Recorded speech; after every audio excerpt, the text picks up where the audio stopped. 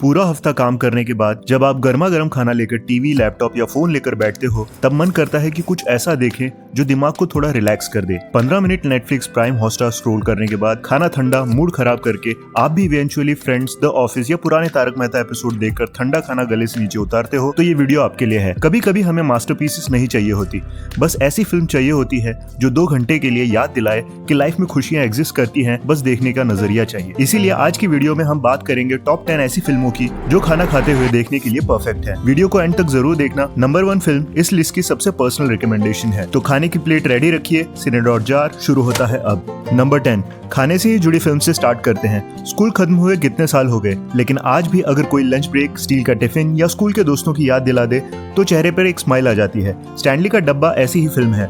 हम फॉलो करते हैं स्टैनली को, एक ब्राइट स्टूडेंट जो रोज स्कूल आता है, हर किसी का फेवरेट भी है, लेकिन उसके पास कभी अपना टिफिन नहीं होता। और इसी छोटी सी बात से फिल्म एक हार्ट वार्मिंग जर्नी बन जाती है।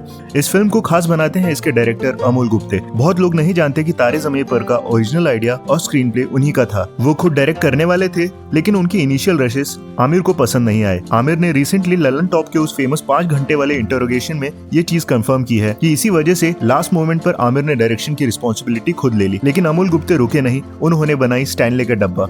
इसका शूटिंग प्रोसेस बड़ा कमाल का था। बच्चों की पढ़ाई अफेक्ट ना हो, इसीलिए पूरी फिल्म सिर्फ सैटरडेज को 4 घंटे का वर्कशॉप बोलकर शूट की गई। बच्चों को पता ही नहीं होता था कि मूवी बन रही है। उनके रॉ एक्सप्रेशंस कैप्चर करने के लिए कैनन 70 कैमरा यूज हुआ था, इसीलिए इसके विजुअल्स में आपको द ऑफिस जैसा एक रॉ, अनस्टेडी, हैंडहेल्ड लुक दिखेगा। बट एक बार आंखें एडजस्ट हो जाए तो ये दुनिया आपको अपनी तरफ खींच लेती है। स्टैनली का रोल उनके ही बेटे पार्थो गुप्ते ने प्ले किया। फिल्म देखकर लगता ही नहीं कि कोई एक्टिंग चल रही है, ऐसा लगता है हम खुद उसी क्लासरूम के बैक बेंच पर बैठे हुए हैं। वैसे बच्चों से परफॉर्मेंस निकलवाना अमोल की सबसे बड़ी स्ट्रेंथ है। रिसेंटली रिलीज राजा शिवाजी में यंग शिवाजी का रोल करने वाले रितेश देशमुख के बेटे को भी उन्होंने ही ट्रेन किया था। ये फिल्म आपको लाइफ की रेस से निकाल कर कुछ देर के लिए स्कूल के उस बेंच पर बैठा देगी जहाँ सबसे एक्साइटिंग आवाज सिर्फ लंच की घंटी होती थी। फिल्म जब खत्म होती है तो दिल थोड़ा भारी जरूर होता है, पर आप अपने बचपन में मिली लाइफ और अपने पेरेंट्स के लिए थोड़ा और ग्रेटफुल महसूस करते हो। IMDb रेटिंग है 7.8 और ये YouTube पे फ्री में अवेलेबल है। कल एक सरप्राइज है। अरे बता ना क्या सरप्राइज है, बता ना। अरे अगर मैं अभी सरप्राइज बताऊंगा तो सरप्राइज कैसे रहेगा। नंबर 9 एक रिस्पेक्टेबल जॉब, ढंग का घर और अच्छे स्कूल में पढ़ते बच्चे, फिर भी बजट हर वक्त स्ट्रेच रहता है। और यही वो स्ट्रगल है जिससे हम में से 90% लोग रिलेट करेंगे, क्योंकि हर प्रॉब्लम गरीबी नहीं होती। कभी कभी प्रॉब्लम कंपैरिजन होता है। आपके पास सब कुछ है, लेकिन आसपास की सोसाइटी आपको लगातार याद दिलाती रहती है कि किसी और के पास आपसे ज्यादा है। किसी की बड़ी गाड़ी, किसी का फॉरेन जाता बेटा, और धीरे धीरे इंसान अपनी लाइफ जीना छोड़कर दूसरों की लाइफ मेजर करना शुरू कर देता है। हम बात कर रहे हैं ऐसी एक कहानी की, 2 दूनी 4, जहाँ दिल्ली का एक सीधा साधा मैथ्स टीचर अपनी पुरानी दुग्गल एक्सप्रेस स्कूटर को छोड़कर एक 4 व्हीलर खरीदने के सपने के सफर पर निकलता है। फिल्म बहुत ही स्वीटली और फनी वे में दिखाती है कि कई बार बच्चे भी पेरेंट्स को नहीं समझते। उन्हें लगता है स्कूल फीस, ट्यूशंस, नए गैजेट्स ये सब तो नॉर्मल है, लेकिन इस नॉर्मल के पीछे कितने कॉम्प्रोमाइजेस, कैलकुलेशंस होते हैं वो उन्हें दिखाई नहीं देते। इस फिल्म को चलाया है ऋषि कपूर और नीतू कपूर की आउटस्टैंडिंग केमिस्ट्री ने। और ऑनेस्टली आई स्ट्रांगली बिलीव कि ऋषि कपूर भी अमिताभ बच्चन लेवल के लेजेंडरी एक्टर थे, बस उन्हें उनकी रेंज के लिए उतना अवार्ड रिकॉग्निशन नहीं मिला। इन दोनों को देखकर कोई नहीं बोल सकता कि ये अपनी सारी जिंदगी पॉश बैंड्रा में बिता चुके हैं। फिल्म उस टेम्पटेशन को भी दिखाती है जब लगातार कंपैरिजन के प्रेशर में आकर इंसान गलत रास्ता चुनने की सोचता है। जब सोसाइटी आपकी ऑनेस्टी को रिवॉर्ड ना करे तो दिमाग कैसे शॉर्टकट्स ढूंढता है। फिल्म बिना जज किए ये हकीकत सामने रखती है। 2 दूनी 4 अल्टीमेटली पैसों की तंगी या कार खरीदने के सपने की फिल्म नहीं है। ये ऑनेस्टी और सेल्फ सफिशिएंसी की फिल्म है। ये आपको कोई बड़ा भारी लाइफ लेसन नहीं देगी, बस खत्म होने के बाद घर के कुछ लोग याद आएंगे और उनके लिए थोड़ी अप्रिसिएशन बढ़ जाएगी। इसकी IMDb रेटिंग है 7.5। ये फिलहाल नेटफ्लिक्स से हट गई है, तो कहीं से जुगाड़ कर लो, इट्स रियली वर्थ इट। आप तो रहने दो, कौन विश्वास करेगा कि आपके पास मर्सिडीज थी। अरे एम्बेसडर में मरवा दे यार, मुझे तो मरने में भी मर्सिडीज नसीब नहीं आपके है। पास भी कोई ऐसी कंफर्ट मूवी है जिसे इस लिस्ट का पार्ट होना चाहिए तो कमेंट में मेंशन कीजिए, और नेक्स्ट आपको कौन से जॉनर की लिस्ट चाहिए उसे भी डिमांड कर सकते हो। नंबर 8 अगर आप 90s या अर्ली 2000s के किड हो तो इस फिल्म के कुछ सीन्स देखकर आपको लगेगा ये फिल्म मेकर्स कैमरा लेकर आपके बचपन में घुस गए हैं। टेक्निकली ये एक लव स्टोरी है, लेकिन मेरे लिए ये प्यार से ज्यादा ग्रोइंग अप के बारे में है, उस एज के बारे में जब हर छोटी चीज बड़ी लगती है। स्कूल का एनुअल फंक्शन, एक रैंडम फोन कॉल या क्रश का नाम सुनना, ये फिल्म उस एज के ऑकवर्डनेस को पकड़ती है जहाँ से हम सब कभी न कभी गुजरे हैं। मैं बात कर रहा हूँ मलयालम सिनेमा की one of the finest feel good movies Om Shanti Oshana. Film की IMDb रेटिंग है 7.7 और इसे आप ओरिजिनल लैंग्वेज में हॉटस्टार पे देख सकते हैं और हिंदी डब वर्जन यूट्यूब पे फ्री में अवेलेबल है। फिल्म में नजरिया नजीम ने पूजा का कैरेक्टर प्ले किया है और ऑनेस्टली फिल्म का आधा चार्म उन्हीं से आता है। फिल्म का नैरेटिव स्ट्रक्चर इतना फन रखा गया है कि आपको बिल्कुल बोर नहीं होता। वो कभी बचकानी लगती है, कभी इरिटेटिंग और कभी आपको उसमें अपनी छोटी बहन दिखेगी। और उनके अपोजिट है निविन पोली। निविन प्ले करते हैं गिरी का कैरेक्टर। वो over the top heavy dialogue बोलने वाला मास हीरो नहीं है। वो एक सिंपल, मैच्योर और थोड़ा रिजर्व्ड इंसान है जो पार्ट टाइम फार्मिंग करता है और कुंफू सिखाता है। पूजा के कूल और सपोर्टिव पापा, उनकी मम्मी, उसका कजिन डेविड, उसके कॉलेज के प्रोफेसर्स, यहाँ तक कि रेचल आंटी, हर एक कैरेक्टर को स्क्रीन टाइम और एक डिस्टिंक्ट पर्सनैलिटी दी गई है। नजरिया की स्क्रीन प्रेजेंस और उनके एक्सप्रेशंस का ह्यूमर इस फिल्म की जान है। ओम शांति ओशाना एक एब्सोल्युटली फील गुड जेम है। इतना क्वर्की ह्यूमर और इतना प्यारा नरेशन, ये फिल्म आपको प्योर कंफर्ट और हैप्पीनेस वाली फीलिंग देती है। नंबर 7, अगर आपने कभी सोशल मीडिया पर लेट नाइट फूड रील्स देखकर अचानक किचन में घुसने वाली सिचुएशन एक्सपीरियंस की है तो नेक्स्ट फिल्म आपके लिए थोड़ी डेंजरस हो सकती है। सीरियसली इसे खाली पेट देखने की गलती मत करना। ये कहानी है एक ऐसे आदमी की जो एक फेमस रेस्टोरेंट में बहुत बड़ा शेफ है, पर एक दिन एक बड़े फूड क्रिटिक के साथ सोशल मीडिया पर बहसबाजी हो जाती है। बात इतनी बढ़ जाती है कि अब उसके पास जॉब नहीं और कोई उसे लेने के लिए तैयार नहीं। और ये कोई बड़ी इमोशनल ट्रेजेडी नहीं है, ये तो फिल्म की स्टार्टिंग की 20 मिनट्स है। इसके बाद कहानी एकदम अलग डायरेक्शन पकड़ती है जब वो शेफ, उसका दोस्त और उसका बेटा एक पुराना फूड ट्रक लेकर एक एपिक रोड ट्रिप पर निकलते हैं। हम बात कर रहे हैं जॉन फेवरो की मॉडर्न क्लासिक शेफ की। IMDb रेटिंग है 7.3। ऑनेस्टली लोग इस फिल्म को उसकी स्टोरी के लिए कम और उसके सफर के लिए ज्यादा याद रखते हैं। इसमें एक सिंपल सा सीन है जहां सब मिलकर पुराना फूड ट्रक साफ कर रहे हैं। पेंट हो रहा है, बैकग्राउंड में गजब का लोफाई लैटिन म्यूजिक चल रहा है। कोई हैवी ड्रामा नहीं, पर वो सीन देखकर ही मूड एकदम फ्रेश हो जाता है। और फिर जब वो क्यूबन सैंडविचेस बनाना शुरू करते हैं, बस उसके बाद पूरी फिल्म आपको लगातार भूख लगने वाली है। सिजलिंग बटर, मेल्टिंग चीज, टोस्ट होते हुए ब्रेड, कैमरा हर एक एलिमेंट को इतना प्यार से शूट करता है। फॉर श्योर डायरेक्टर को स्टोरी से ज्यादा खाने से प्यार है। जॉन फेवरो के लिए ये फिल्म काफी पर्सनल थी। आयरन मैन और द एवेंजर्स जैसे मैसिव स्टूडियो प्रोजेक्ट्स के बाद उन्होंने ये छोटी इंडी स्टाइल फिल्म बनाई। उनका करियर का एक perfect back to the basics moment था। फिल्म में उनकी वाइफ बनी है सोफिया, मॉडर्न फैमिली की ग्लोरिया। रॉबर्ट डाउनी जूनियर का भी कैमियो है और स्कारलेट जोहानसन भी इसमें दिख जाएंगी। बाय द वे, इसका एक ऑफिशियल हिंदी रीमेक भी बन चुका है सैफ अली खान के साथ। फिल्म फ्लॉप हुई, बट वो बुरी फिल्म नहीं थी, लेकिन ओरिजिनल शेफ का जो एफर्टलेस ऑर्गेनिक चार्म है उसे रिक्रिएट करना नेक्स्ट टू इम्पॉसिबल था। नंबर 6, मुंबई में फुटबॉल खेलना कितना मुश्किल हो सकता है। सुनने में ये प्रॉब्लम ही नहीं लगती, लेकिन सोचो पूरा हफ्ता काम करो, संडे का इंतजार करो और फिर जब फाइनली संडे आए तो खेलने के लिए ग्राउंड ही ना मिले। बस इतनी सी बात से ये फिल्म शुरू होती है। फिल्म है तू है मेरा संडे। IMDb रेटिंग है 7.7। इसे आप जियो हॉटस्टार पर देख सकते हो। कुछ दोस्त हैं जो संडे को फुटबॉल खेलना चाहते हैं, लेकिन मुंबई में जगह मिलना उतना ही मुश्किल है जितना अफोर्डेबल घर मिलना। और धीरे धीरे फुटबॉल बैकग्राउंड में चला जाता है और इन लोगों की जिंदगी सामने आती है। किसी को अपनी जॉब से फ्रस्ट्रेशन है, कोई रिलेशनशिप हैंडल कर रहा है, कोई घर वालों के प्रेशर में है, कोई बस समझने की कोशिश कर रहा है कि एडल्टहुड एग्जैक्टली होता क्या है। फिल्म की सबसे अच्छी बात यह है कि यहाँ किसी की प्रॉब्लम एक्स्ट्राऑर्डिनरी नहीं है और शायद इसी वजह से सब रियल लगता है। आप सोचते हो कि ऐसे लोग तो मेरे ऑफिस में भी है, मेरे फ्रेंड सर्कल में भी है और शायद मैं खुद ही हूँ। आज जब आप फिल्म देखते हो तो शौक लगता है कि इतने अच्छे एक्टर्स एक ही फिल्म में थे। वरुण सोबती, अविनाश तिवारी, विशाल मल्होत्रा, शाहाना गोस्वामी, आज इनमें से ऑलमोस्ट हर एक्टर ने अपनी अलग पहचान बना ली है। अविनाश तिवारी को आज लोग लैला मजनू के बाद कंप्लीटली अलग नजर से देखते हैं। और फिर आते हैं वरुण सोबती। वरुण सोबती की एक्टिंग रेंज और प्रोजेक्ट चॉइसेस देख के मुझे लगता है इस पर एक अलग वीडियो बन सकता है। आपको भी ऐसा लगता है तो कमेंट्स में मेंशन करना। टेलीविजन को अपने करियर के पीक पर छोड़ना और ऐसी अनयूजुअल फिल्म्स को चूज करना, it deserves an appreciation. Film football से स्टार्ट होती है, बट फुटबॉल यहाँ स्पोर्ट्स कम और एक्सक्यूज ज्यादा है। मिलने का एक्सक्यूज, बात करने का एक्सक्यूज, लाइफ से थोड़ा ब्रेक लेने का एक्सक्यूज। एक एज के बाद दोस्ती मेंटेन करना भी काफी मुश्किल हो जाता है। सबकी अलग जॉब्स हैं, शेड्यूल्स अलग है, प्रॉब्लम्स अलग और फिर धीरे धीरे मिलने के रीजंस कम हो जाते हैं। ये फिल्म उसी फीलिंग को बहुत अच्छे से कैप्चर करती है और मुंबई को भी। फुटबॉल के बारे में फिल्म कम है, दोस्ती के बारे में ज्यादा और एडल्टहुड को सर्वाइव करने के बारे में सबसे ज्यादा।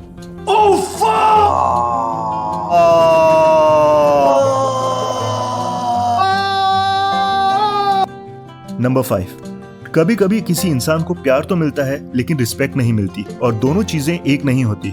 घर में सब उसकी केयर करते हैं, उसके बिना घर का कोई काम नहीं चलता, सब उस पर डिपेंड करते हैं, लेकिन फिर भी उसकी बातों को इतनी इंपॉर्टेंस दी नहीं जाती। ये फिल्म मुझे इसी वजह से बहुत इंटरेस्टिंग लगती है। इसमें कोई बहुत गलत या विलन नहीं है, इसमें कोई अब्यूजिव फैमिली नहीं है, कोई बड़ा ट्रेजेडी एंगल भी नहीं है। फिल्म है इंग्लिश विंग्लिश। IMDb रेटिंग है 7.8 और YouTube पे ये फ्री में अवेलेबल है। इंग्लिश विंग्लिश शशि की कहानी है जिसे उसका परिवार प्यार तो करता है लेकिन कई बार अननोइंगली उसे फॉर ग्रांटेड भी लेता है। शशि लड्डू का छोटा बिजनेस चलाती है, घर संभालती है, सबका ख्याल रखती है, लेकिन क्योंकि उसे इंग्लिश नहीं आती लोग उसकी दूसरी क्वालिटीज देखना ही भूल जाते हैं। बेटी को शशि से एम्बेरसमेंट होती है और पति उसकी इंग्लिश का मजाक बनाता है। एक क्विक वार्निंग, शशि की बेटी का कैरेक्टर काफी इरिटेटिंग लग सकता है, बट आई गेस ये काफी एप्ट भी है क्योंकि टीनेज में एक्सेप्टेंस बहुत इंपॉर्टेंट लगती है। फ्रेंड्स क्या सोचेंगे, क्लासमेट्स क्या सोचेंगे, लोग मेरे पेरेंट्स के बारे में क्या सोचते हैं, इसलिए बच्चे अपने ही पेरेंट्स से एम्बेरस फील करने लगते हैं और उन्हें लगता है कि दूसरों के पेरेंट्स ज्यादा कूल हैं। टीवीएफ की ये मेरी फैमिली, जिसका फर्स्ट सीजन मैं हाईली रिकमेंड करता हूँ अगर आपने नहीं देखा। उसमें एपिसोड 3 द 12th मैन में भी यही थीम थी। बात करते हैं श्रीदेवी की। ऑनेस्टली एक्टिंग के बारे में जितनी बात की जाए कम है। आज भी जब लोग डिस्कस करते हैं कि श्रीदेवी को हर इंडस्ट्री में इतना रिस्पेक्ट क्यों मिलता है, दिस फिल्म प्रूव्स इट। एक सीन है जहां वो पहली बार एंटरप्रेन्योर शब्द सुनती है और समझती है कि लोग उनके काम को भी एक आइडेंटिटी दे रही है। उस मोमेंट में वो जिस तरह अपनी साड़ी ठीक करती हैं, बस इतना सा रिएक्शन है, कोई डायलॉग नहीं, लेकिन उनके चेहरे पर जो प्राइड है उससे पूरा कैरेक्टर समझ आ जाता है। सालों से जो रिकॉग्निशन नहीं मिला था उसका एक छोटा सा ग्लिम्स, और यही चीज ग्रेट एक्टर को अलग बनाती है। वो आपको बताते नहीं, फील करा देते हैं। प्रिया आनंद एज राधा भी फिल्म में बहुत वार्मथ लेके आती है। फिल्म में अमिताभ बच्चन का खूबसूरत कैमियो भी है। सेम रोल तमिल वर्जन में एक्टर अजीत ने प्ले किया। इंग्लिश क्लास के स्टूडेंट्स भी बहुत मेमोरेबल है। हर किसी की अलग पर्सनैलिटी है, काफी नेचुरल कास्टिंग है। फिल्म खत्म होने के बाद इनमें से कई कैरेक्टर्स याद रह जाते हैं। टीवीएफ फैंस ने हमारे मिक्की भैया को नोटिस किया होगा। 3 इडियट्स में रैंचो के दरवाजे पर मूत्र विसर्जन करने वाला एक्टर यही था। मुझे लगता है इंग्लिश विंग्लिश की सबसे बड़ी अचीवमेंट ये है कि ये किसी को विलन नहीं बनाती, ना हस्बैंड को, ना डॉटर को, ना सोसाइटी को। बस हमें एक आईना दिखाती है कि कई बार हम अपने आसपास के लोगों की वैल्यू तब समझते हैं जब हम उन्हें किसी और की नजर से देखते हैं। क्लाइमेक्स आता है तो आपको रियलाइज होता है कि शशि को इंग्लिश से ज्यादा कॉन्फिडेंस की जरूरत थी, रिस्पेक्ट की थी और शायद थोड़ा अप्रिसिएशन की भी। फिल्म खत्म होते होते आप काफी पॉजिटिव फील करते हो, लेकिन उससे ज्यादा ग्रेटफुल अपने पेरेंट्स के लिए, पार्टनर के लिए और उन सब लोगों के लिए जो रोज हमारे लिए इतना कुछ करते हैं कि हम उसे नॉर्मल समझने लगते हैं। बहुत ही हार्ट वार्मिंग फिल्म है। फिल्म देखने के बाद आप थोड़ा अच्छा इंसान बनकर निकलते हो। नंबर 4, कॉलेज खत्म होने के बाद लाइफ में क्या करना है? ये सवाल जितना सिंपल लगता है उतना है नहीं, और वेकअप सिड इसी कंफ्यूजन के अराउंड बनी हुई फिल्म है। IMDb रेटिंग है 7.6 और ये प्राइम पे अवेलेबल है। फिल्म में सिड है, रिच है, दिखने में अच्छा है, अच्छे फ्रेंड्स है, बस एक छोटी प्रॉब्लम है, उसे खुद नहीं पता उसे करना क्या है।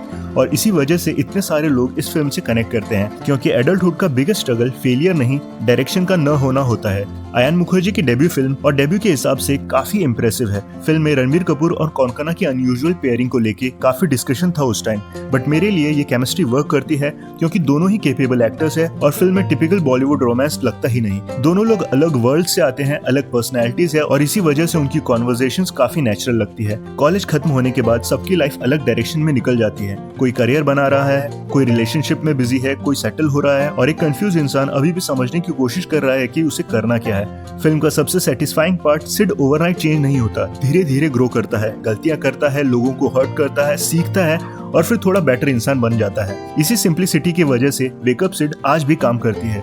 ये उन फिल्मों में से है जो हर एज में अलग लगती है। स्कूल में देखो तो सिड कूल लगता है, कॉलेज में देखो तो रिलेटेबल, जॉब करने के बाद देखो तो उसके पेरेंट्स भी समझ आने लगते हैं। इसी वजह से इतने सालों बाद भी लोग इस फिल्म को रिविजिट करते हैं। फिल्म डेफिनेटली एक मॉडर्न क्लासिक बनने के पाथ पे है। टॉप 3 से पहले नेक्स्ट वीडियो का अपडेट। सो रामायण और महाभारत की रैंकिंग के बाद रिसेंटली मैंने चैनल पे एक पोल डाला था कि नेक्स्ट वीडियो कौन से टॉपिक पे चाहिए। सिंस ज्यादा वोट्स कर्ण पे है तो नेक्स्ट वीडियो होगा रैंकिंग एवरी कर्ण इन महाभारत हिस्ट्री, और जानेंगे क्या कर्ण सच में एक बेचारा था, महादानवीर था और फ्लॉलेस हीरो था जितना हमें सिनेमा में दिखाया जाता है, या उतना बुरा जितना आजकल के वायरल रील्स और पोस्ट प्रूव करने में लगे हैं। तो सब्सक्राइब जरूर करना ताकि अगला वीडियो आते ही आपको अपडेट मिल जाए। एक सब्सक्राइब हमारे इस छोटे से चैनल को ग्रो करने में बहुत हेल्प करता है। लिस्ट पे वापस आते हैं। नंबर 3, आजकल के जेनजीज शाहरुख खान के 90s की मूवी फॉर एग्जांपल DDLJ या कुछ कुछ होता है में दिखाए गए प्रॉब्लमेटिक थीम्स को पॉइंट आउट करते हैं, लेकिन इंटरेस्टिंगली शाहरुख ने एक ऐसी फिल्म की थी जो वक्त से काफी आगे थी और रिफ्रेशिंग भी, जहां हीरो को हीरो जैसा ट्रीट ही नहीं किया गया, और इसी वजह से ये फिल्म इतनी स्पेशल लगती है। मैं बात कर रहा हूँ कभी हाँ कभी ना। फिल्म की IMDb रेटिंग है 7.6 और फिल्म नेटफ्लिक्स पे अवेलेबल है।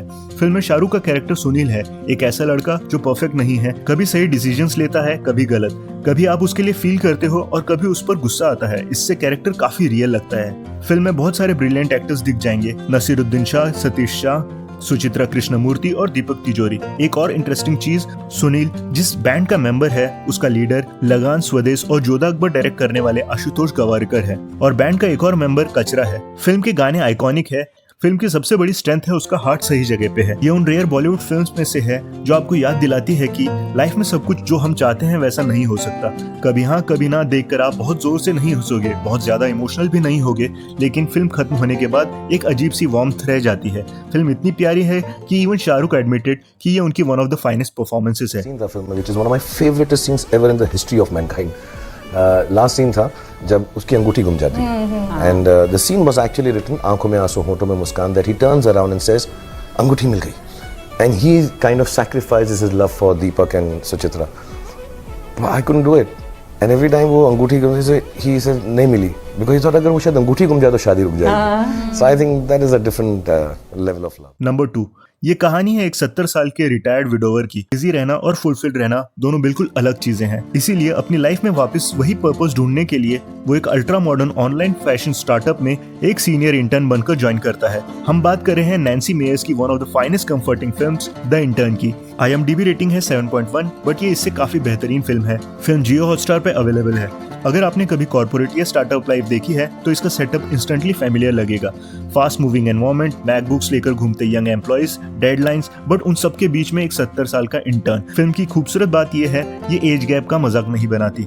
ये दिखाती है कि जहाँ नए जनरेशन के पास स्पीड और टेक्नोलॉजी है, वहाँ बेन के पास पेशेंस है, लोगों को ढंग से सुनने की तहजीब है और पुराने जमाने का डिसिप्लिन है। और इस कैरेक्टर को प्ले किया है लेजेंडरी रॉबर्ट डी नीरो ने। उनके अपोजिट एनी हैथवे का कैरेक्टर भी कमाल का लिखा गया है। वो एम्बिशियस है, टैलेंटेड है, पर परफेक्ट नहीं। उसकी लाइफ में वही एंजाइटी और प्रेशर है जो हर वर्किंग प्रोफेशनल झेलता है, और इन दोनों के बीच जो प्योर ऑर्गेनिक फ्रेंडशिप डेवलप होती है वही इस फिल्म का एक्चुअल हार्ट है। द इंटर्न आपको रुलाकर या लाउड स्पीचेस देकर मैनिपुलेट नहीं करती। ये छोटे छोटे मोमेंट्स में काम करती है। किसी को क्वाइटली सपोर्ट कर देना, किसी को जज नहीं करना और दुख में बस साथ खड़े रहना। फिल्म खत्म होने के बाद आपको कोई टॉक्सिक मोटिवेशन नहीं मिलता, बल्कि एक अजीब सा कंफर्ट और रीअश्योरेंस मिलता है कि अच्छे लोग आज भी एग्जिस्ट करते हैं। और ऑनेस्टली इस फास्ट लाइफ में कभी कभी बस इतना फील कर लेना ही बहुत होता है। नंबर 1 से पहले बात करते हैं कुछ ऑनरेबल मेंशंस की।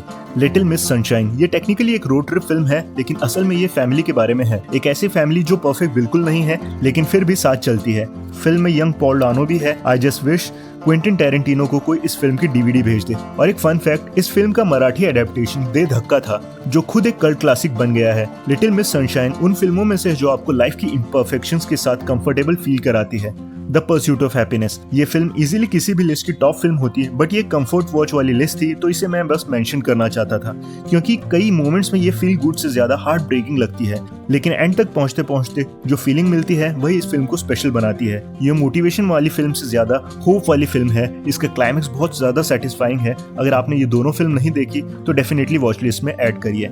नंबर 1, अब बात करते हैं लिस्ट की मेरी फेवरेट रिकमेंडेशन की।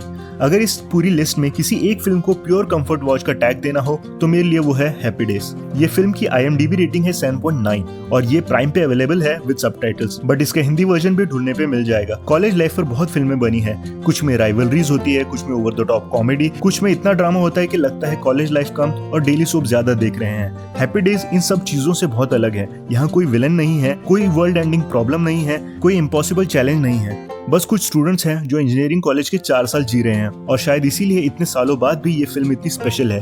वैसे हैप्पी है, और अगर आपको हैप्पी डेज पसंद है तो लाइफ इज ब्यूटीफुल को भी वॉच लिस्ट में जरूर ऐड करिए। लेकिन वापस आते हैं हैप्पी डेज पर। आज जब फिल्म देखते हो तो स्क्रीन पर एक्टर्स नहीं स्टूडेंट्स दिखते हैं। उस वक्त कास्ट में लगभग सभी न्यूकमर्स थे और वो फ्रेशनेस आज भी फील होती है। तमन्ना को देखना भी काफी इंटरेस्टिंग था, क्योंकि आज उनकी इमेज बिल्कुल अलग है। ये फिल्म से पता चलता है तमन्ना भी काफी अच्छी एक्ट्रेस है। उनकी परफॉर्मेंस में एक सिंप्लिसिटी है जो फिल्म की ओवरऑल वाइब के साथ परफेक्टली फिट बैठती है। और फिर आता है मेरा फेवरेट कैरेक्टर टाइसन। वो पूरी फिल्म की एनर्जी कैरी करता है। उसके कैरेक्टर की इनोसेंस और शार्प्स के लिए डेडिकेशन फिल्म में जेन्युइनली काफी फनी मोमेंट्स ऐड कर देता है। काफी हद तक अभी का character from life is beautiful Tyson पे ही बेस्ड है। फिल्म में निखिल सिद्धार्थ भी है, जिन्होंने रिसेंटली कार्तिकेय 2 से एक पैन इंडिया ब्लॉकबस्टर भी दी। लेकिन हैप्पी डेज को स्पेशल सिर्फ कास्ट नहीं बनाती, उसका राइटिंग और डायरेक्शन बनाता है। इसीलिए इतने सालों बाद भी ये फिल्म कंफर्ट वॉच लगती है। आपके हिसाब से इस लिस्ट में और कौन सी मूवी होनी चाहिए थी, कमेंट्स में मेंशन करो। मे बी इसके पार्ट 2 में मैं ऐड कर सकूं। Thanks for watching.